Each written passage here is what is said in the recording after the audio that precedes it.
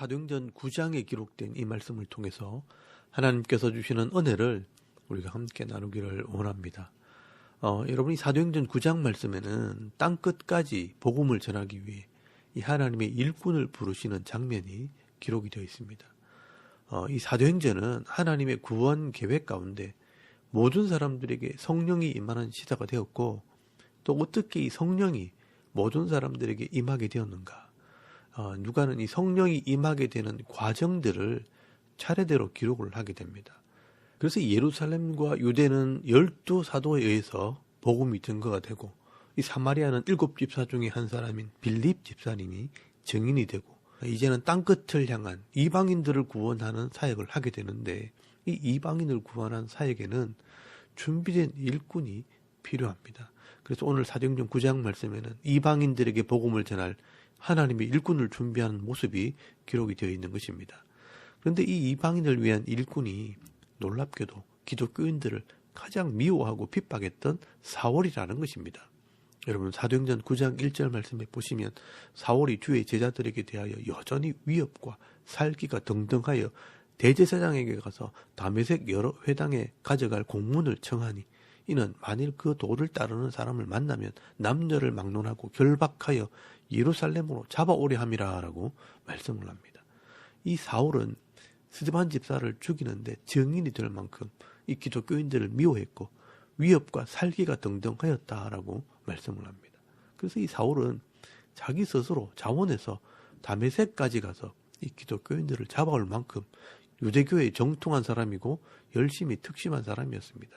그런데 하나님께서 왜 이런 사울을 이방인들에게 처음 복음을 전할 일꾼으로 부르셨을까요?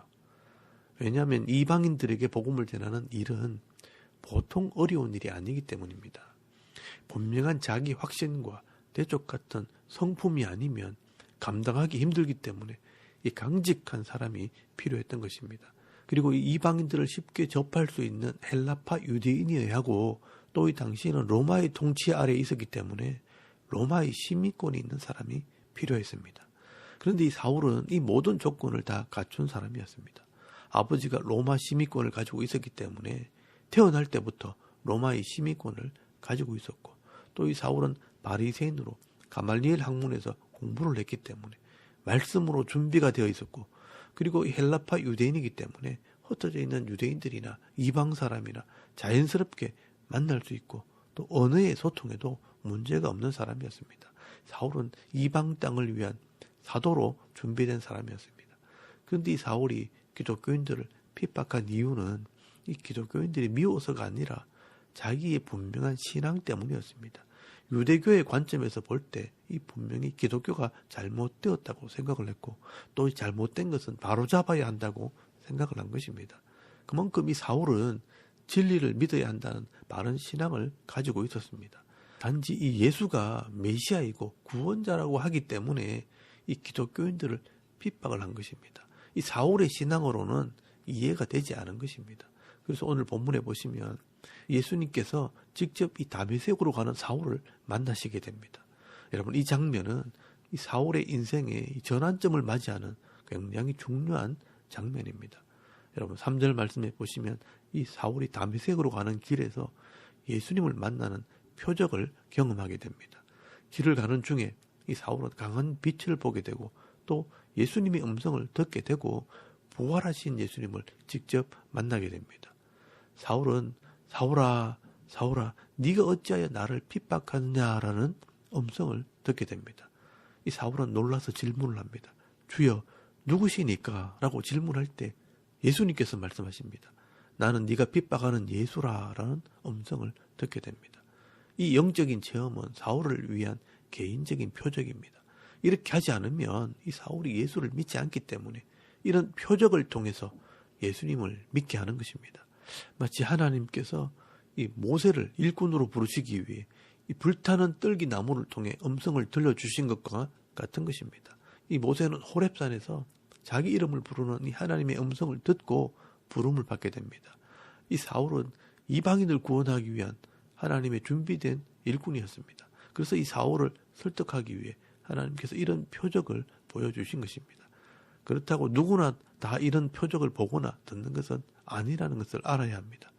이 평범한 사람들은 사람들의 전도나 이 말씀을 읽고 듣는 것으로 충분합니다.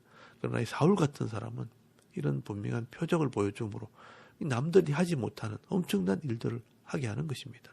여러분, 이것이 바로 하나님의 일꾼들을 부르시는 표적이고 또 소명이라고 하기도 합니다. 이 소명, 부를 소자의 명령, 명자, 어떤 일을 위해 부름을 받는다는 뜻입니다. 사울은 하나님의 일을 위하여 일꾼으로 부름을 받게 되는 것입니다.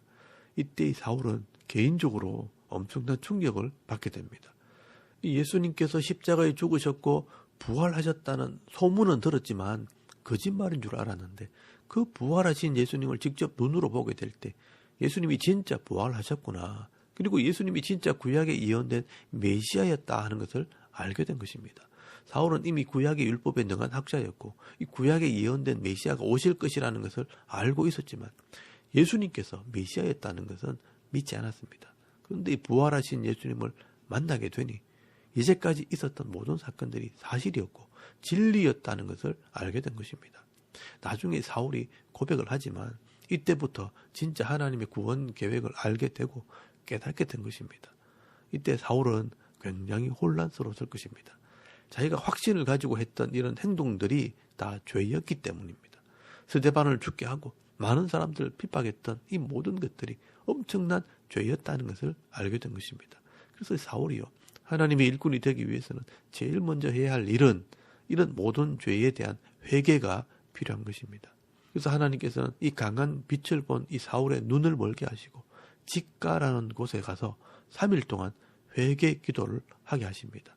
여러분 11절 말씀에 보시면 주께서 이르시되 일어나 직가라 하는 거리로 가서 유다의 집에서 다소 사람 사울이라 하는 사람을 찾으라, 그가 기도하는 중이니라 라고 말씀을 합니다. 이 바울이 3일 동안 금식을 하면서 기도를 했다면 무슨 기도를 했겠습니까? 자기 불신앙과 알지 못하고 행했던 이 모든 죄를 회개했던 것입니다. 그리고 10절 말씀에 보시면 다메섹에 있는 제자 중에 아나니아라는 제자를 불러서 이 회개한 바울에게 세례를 주고 성령의 은혜를 가르치라고 말씀을 합니다. 그런데 이 아나니아가 볼 때 이 사울은 기독교인을 핍박하는 사람인데 왜 그 사람에게 은혜를 베풀라고 말씀하시는지 의문을 가지게 될 때 하나님께서 이 아나니아에게 하나님의 뜻과 계획을 말씀하십니다. 여러분 15절 말씀에 보시면 주께서 이르시되 가라, 이 사람은 내 이름을 이방인과 임금들과 이스라엘 자손들에게 전하기 위하여 택한 나의 그릇이라, 그가 내 이름을 위하여 얼마나 고난을 받아야 할 것을 내가 그에게 보이리라 라고 말씀하십니다. 하나님께서는 이 사울이 이방인들과 임금들과 또 이스라엘 자손 유대인들에게 예수를 전가하기 위한 나의 그릇이라고 말씀을 합니다. 하나님께서는 이 사울을 이미 아시고 또 일꾼으로 훈련시켰다는 것입니다. 하나님께서 이 아나니아에게 말씀하신 이 예언들은 이 사울의 삶을 통해 그대로 이루어지게 됩니다. 이제 사도행전의 이 기록을 통해 그것을 확인하게 될 것입니다. 아마 하나님께서는요, 이 사울의 가문이나 그의 성격이나 성장 배경 그리고 그의 학문을 하는 모습들을 다 지켜보셨습니다. 그리고 때가 되었을 때 이 사울을 부르신 것입니다. 그래서 오늘 말씀에 이방인들을 위하여 택한 나의 그릇이라고 말씀하십니다. 그리고 이 아나니아가 사울을 만나 그를 위해 기도할 때 성령이 바울의 심령에 충만하게 임하게 되고 또한 이 예수를 분명히 믿고 신앙 고백을 할 때 세례를 받게 됩니다. 이 세례를 받았다는 것은 예수를 나의 구주로 믿게 되었고 이제는 옛사람은 죽고 새사람으로 거듭났다는 것을 의미하는 것입니다. 이렇게 하나님께서는 예수를 핍박하던 이 사울을 예수를 증거하는 사울로 변화시켜 주셨습니다. 여러분, 이것이 바로 성령이 하시는 놀라운 사역입니다. 누가 이 사람의 마음을 이렇게 바꿀 수 있겠습니까? 성령 하나님께서 그 마음에 오셔서 깨닫게 할 때 변화되어지는 역사가 있게 되는 것입니다. 이 사울은 이미 구약의 율법과 이 하나님 말씀으로 준비되어 있는 사람이기 때문에 이 구약에 있는 모든 말씀들이 이 예수님에 대한 예언의 말씀이었다는 것을 깨닫게 될 때 이 사울은 모든 생각들이 변화되어지는 것입니다. 그래서 사울은 예수를 믿고 말씀을 깨닫게 될 때 바로 예수를 증거할 수 있을 만큼 준비가 되어 있었습니다. 그래서 20절 말씀에 보시면 즉시로 각 회당에 예수가 하나님의 아들이심을 전파하니라고 말씀을 합니다. 여기서 이 사울은 일반 성도와 차이가 있습니다. 말씀으로 준비된 사역자는요, 말씀을 깨닫게 되는 순간 모든 것이 논리적으로 정리가 됩니다. 그래서 이 바로 사역을 할 수 있는 것입니다. 그러나 일반 성도들은요, 말씀을 전혀 모르는 상태에서 전도를 받든지 어떤 계기를 통해 예수를 믿게 되면 말씀을 잘 모르기 때문에 믿으려는 의지는 있어도 잘 변화되지 않습니다. 그래서 성경을 반드시 배워야 합니다. 그래야 내가 믿고 있는 것이 말씀대로 되고 있고 이것이 사실이라는 확신을 가지게 될 때 바른 믿음, 확고한 믿음을 가지게 되고요. 또 그 말씀대로 이 성령이 깨닫게 할 때 나를 고쳐나가면서 이 성품의 변화와 또 인격의 변화를 경험할 수 있게 되어지는 것입니다. 오늘 우리가 이 교회를 다니고 믿음을 가진다고 하지만 결국 이 하나님의 말씀을 잘 모르게 되면 바른 믿음도 가지기 쉽지 않고요. 또 인격이 변화되는 것도 쉽지 않습니다. 여러분도 쉽게 이 삶이 변하지 않고 또 이 성경대로 은혜와 복을 많이 받지 못하는 것도 사실은 이 성경을 잘 모르기 때문입니다. 그래서 자기 생각대로 믿고 자기 욕심대로 그냥 살기 때문에 신앙이 성숙되지 못하고 또 잘 변화되지 않는 것입니다.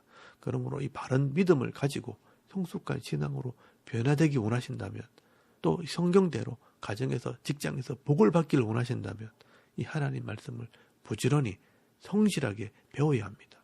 안 그러면 이 세상의 죄의 문화가 여러분의 신앙을 혼란스럽게 하고 또 내 욕심이 점점 나의 신앙을 변질시키고 합리화시킬 가능성이 굉장히 많은 것입니다. 여러분 성경에 기록된 것처럼 주야로 하나님 말씀을 묵상하고 시간이 날 때마다 이 성경을 읽고 모르거나 궁금한 것은 목사에게 물으면서 바른 신앙, 분명한 신앙을 가지고 이 성경에 기록된 은혜와 복을 받아 누리는 믿음 있는 성도들이 다 되실 수 있기를 바랍니다. 오늘 본문의 사울은요, 이미 말씀으로 준비된 사람이었기에 순식간에 자기의 신앙을 정리하고 또 사역자로서 이 사명을 감당하게 됩니다. 그래서 이 사울을 알고 있던 사람들이요, 깜짝 놀라게 됩니다. 아니 예수를 믿는 자들을 잡아가두던 사람이 이 예수를 증거하다니 하면서 다 놀랍게 여기게 됩니다. 그래서 22절 말씀에 보시면 사울은 힘을 더 얻어 예수를 그리스도라 증언하여 다메섹에 사는 유대인들을 당혹하게 하니라 라고 말씀을 하고 있습니다. 이 유대인들이 사울을 볼 때 당혹스러웠다라고 말씀을 합니다. 그래서 이 다메섹에 있던 유대인들은요, 23절 말씀에 이 사울이 감당이 안 돼서 죽이려는 마음을 가지게 됩니다. 그때 25절 말씀에 이 사울은 급히 광주리에 담겨 이 다메섹 성을 빠져나와 예루살렘으로 왔다라고 말씀을 합니다. 근데 이 사울이 예루살렘에 와도 마찬가지였습니다.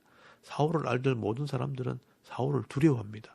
제자들을 만나도 예수를 믿는 자를 잡아가두는 사람이 예수를 전한다고 하니 다 두려워서 피하게 되는 것입니다.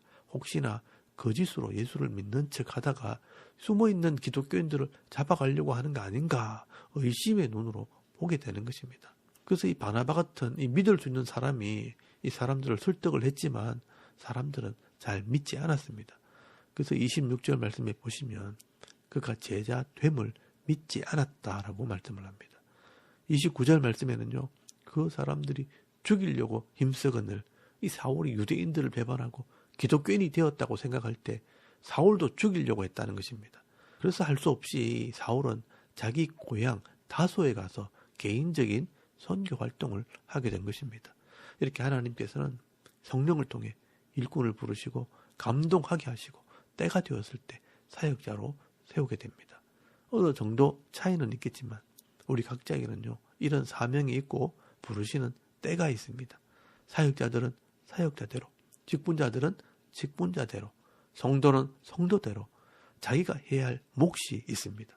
그 몫을 잘 감당할 때 복을 받고 또 행복한 인생을 살게 되는 것입니다. 여러분도 하나님께서 주시는 사명이 있다면 말씀과 성령으로 잘 준비되셔서 하나님께서 예비하신 그 때에 귀하게 쓰임받는 하나님의 일꾼들이 다 되실 수 있길 바랍니다. 그리고 여러분 32절에서 43절까지 말씀에는 이 지중해 해변 지역에서 사역하는 이 베드로의 모습이 기록이 되어 있습니다. 이것은 이방인들을 위해서는 사울을 준비했다면 이 유대인들을 위해서는 이 베드로가 사역을 했다는 것을 대조적으로 보여주는 사건입니다. 이 서쪽 해변 지역은 유대와 사마리아 지역입니다. 베드로는 이 지역에 흩어져 있는 유대인들에게 복음을 전하게 됩니다. 그래서 31절 말씀에 보시면 온 유대와 갈릴리와 사마리아에 교회가 세워지고 평안하게 되었다라고 말씀을 하고 있습니다. 32절 말씀에 이 베드로가 샤론 평야에 있는 루다에 내려가서 에니아라는 이 중풍병자를 고치는 표적을 행하게 됩니다. 이 표적이 나타났다는 것은 그 지역이 믿음이 없는 지역이라는 뜻입니다. 그래서 이 표적을 보고 많은 사람들이 주께로 돌아오게 됩니다. 이렇게 믿음이 없는 곳에서는 하나님의 말씀 자체를 믿지 않기 때문에 이런 표적을 보여줌으로 이 말씀이 진리고 사실이라는 것을 증거하게 되는 것입니다. 그래서 중요한 것은요, 표적이 아니라 그 표적을 통해 하나님 말씀을 믿게 되고 이 말씀을 믿는 이 믿음이 많은 사람들을 주께로 돌아오게 한다는 것입니다. 그래서 35절 말씀에 보시면 루다와 샤론에 사는 사람들이 다 그를 보고 주께로 돌아오니라 라고 말씀을 합니다. 그리고 36절 말씀에 이 베드로가 요바로 내려갔을 때 다비다, 이 도르가라가 하는 여인을 살리는 표적을 행하게 됩니다. 이 요바는 유럽으로 가는 항구 도시이기 때문에 많은 이방인들의 문화가 가득한 곳입니다. 그래서 이곳은 이방인들이 섞여 있었습니다. 그래서 이런 사람이 할 수 없는 이런 표적들을 보면서 요바에 있는 많은 사람들도 예수를 믿게 됩니다. 여러분 42절 말씀에 보시면 온 요바 사람이 알고 많은 사람이 주를 믿더라라고 말씀을 합니다. 하나님께서는요, 이렇게 하나님을 믿게 하려고 표적을 보여주시지만 이 표적을 계속 행하지는 않습니다. 믿는 자에게 필요한 것은 표적이 아니라 말씀으로 변화되는 삶입니다. 하나님께서 이렇게 베드로를 통해 이방 땅에 복음을 전하면서 이제는 이방인을 구원할 준비를 하게 하십니다. 그래서 사도행전 10장 말씀에 요빠 옆에 있는 이 가이사라에서 이방인 고넬료를 만나는 사건이 일어나게 됩니다. 예루살렘과 유대에서는 이 사도들이 복음을 전하고 또 이방 사람들에게는 이제 이 사울을 사역자로 보내게 됩니다. 이 유대 지도자들이 이 사울을 이방인을 위한 이 공식적인 사역자로 인정하는 이 사건이 일어나게 됩니다. 그래서 이 사울이 복음을 전하는 사도로 사역을 하게 되는 것입니다. 여러분, 오늘도 하나님께서는요, 이렇게 필요한 지역에 또 필요한 사람들을 통해 복음을 전하게 하시고 또 택한 백성들을 돌아오게 하고 또 하나님의 나라를 세워나가시는 것입니다. 오늘도 하나님께서는 이런 하나님의 일꾼들을 부르십니다. 각자의 성격과 가정의 형편과 성장 과정과 직업과 이 지식 수준들을 다 아시는 하나님께서 내게 필요한 사람을 만나게 하시고 또 내가 감당할 사역지를 주시는 것입니다. 여러분, 여기 대구 땅 유라동에 이 대구 샤론 교회가 세워진 것도 또 저와 여러분이 함께 이 말씀을 배우고 예배를 드리고 있는 것도 하나님의 은혜이고요. 또 하나님의 뜻이 있는 것입니다. 저와 여러분이 이 교회에서 잘 훈련받아서 각자에게 주신 이 사명을 감당하게 될 때 하나님께서 준비해 놓으신 이런 은혜와 복을 받아 누리게 되는 것입니다. 내게 주신 이 사명을 감당할 때 내 삶은 의미가 있어지고 또 나에게 주어지는 이런 은혜를 누리게 되는 복이 있는 것입니다. 여러분은 여러분 각자에게 주신 이 사명이 무엇인지를 기도하면서 깨달으시고 또 내 삶 속에서 이 사명을 감당하는 그런 은혜가 있기를 바랍니다. 그러면 오늘도 내게 주신 이 믿음의 그릇을 따라서 때로는 말씀으로 때로는 삶으로 하나님을 증거하고 예수를 전함으로 많은 사람들을 하나님께로 돌아오게 하는 이 복음의 증인의 사명을 감당하면서 행복한 그리스도인의 삶을 살아가는 저와 여러분의 이런 영적인 삶의 모습이 되실 수 있기를 주의 이름으로 축원합니다. 아멘. 우리 잠깐 기도드리겠습니다. 오늘도 내게 주신 은혜와 은사를 따라 사명 감당하는 하루가 되게 하옵소서. 나라와 민족을 위해 섬기는 교회와 이 성도들을 위해 기도하시고 또 개인의 기도 제목을 따라 기도하고 오늘 하루 삶을 또 시작할 수 있기를 바랍니다. 다 같이 우리 하나님께 한번 기도드리겠습니다. 살아계신 하나님, 오늘을 참 감사합니다. 오늘도 이 아침 우리 하나님을 먼저 예배